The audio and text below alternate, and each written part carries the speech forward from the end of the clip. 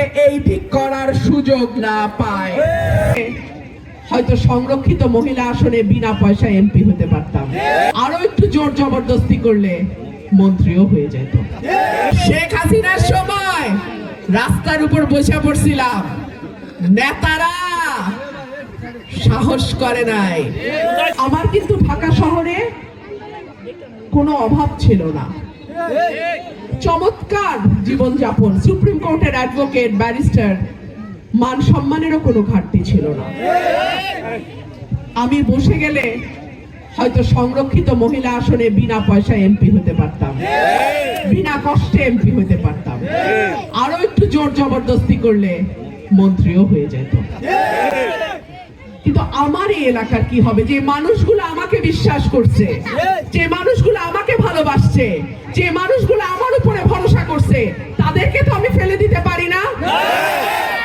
আমার এলাকার 4,95,000 প্রায় 5 লক্ষ ভোটারের প্রত্যেকের হক আছে আমার উপরে, প্রত্যেকের দাবি আছে আমার উপরে।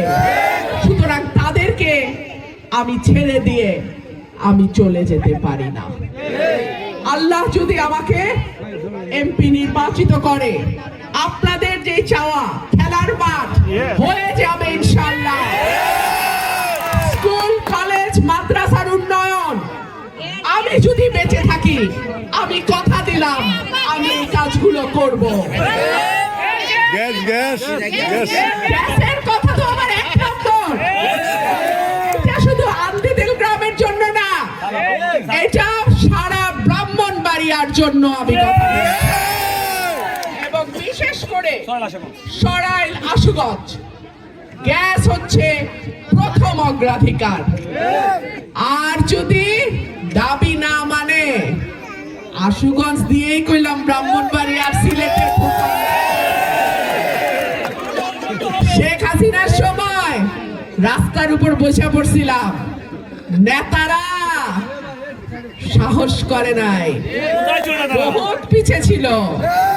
আমার গাড়ি ছিল প্রথম, রাস্তার উপরে যখন পুলিশ আটকায় আমি একা বসে পড়ছিলাম।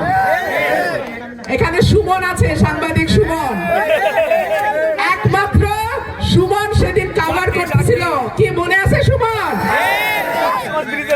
এই যে সুমন সামনে বসা সাক্ষী, পুলিশের গাড়িতে করে সুমন সেদিন পুরা ভিডিও কভার করছিল। কি সুতরাং রুমিন ফারহানা সহজ জিনিস না।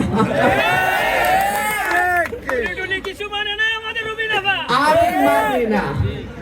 আমার যেটা ন্যায্য, আমার যেটা হক, আমার এলাকার মানুষের যেটা হক, আমার ভোটারের যেটা হক, সেইটা আমি যেমনে পারি আদায় করে আনবো ইনশাআল্লাহ।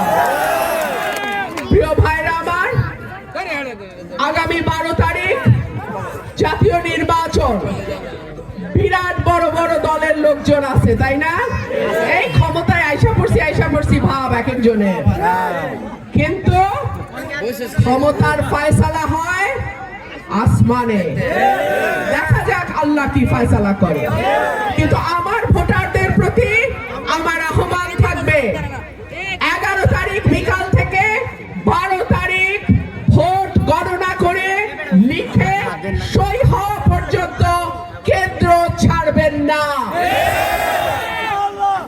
ওই কোন বড় দলের কেউ যেন ফলাফল এই দিক থেকে এই দিক করার সুযোগ না পায়। আমার দল নাই, কিন্তু আমার ভোটার আছে। আমার পেশি শক্তি নাই, আমার ভাইরা আছে।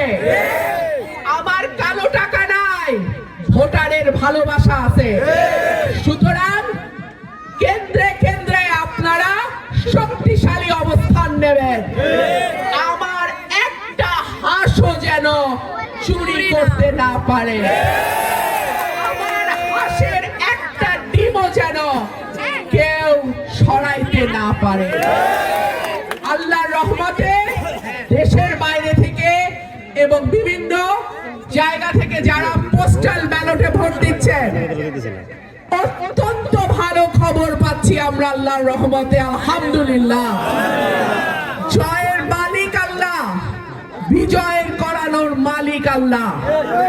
আল্লাহ যদি আমাকে সুযোগ দেন, আমি আগামী 5 বছর এই সরাইল আশুগঞ্জকে মডেল উপজেলা করব, পৌরসভা করে দেব ইনশাআল্লাহ।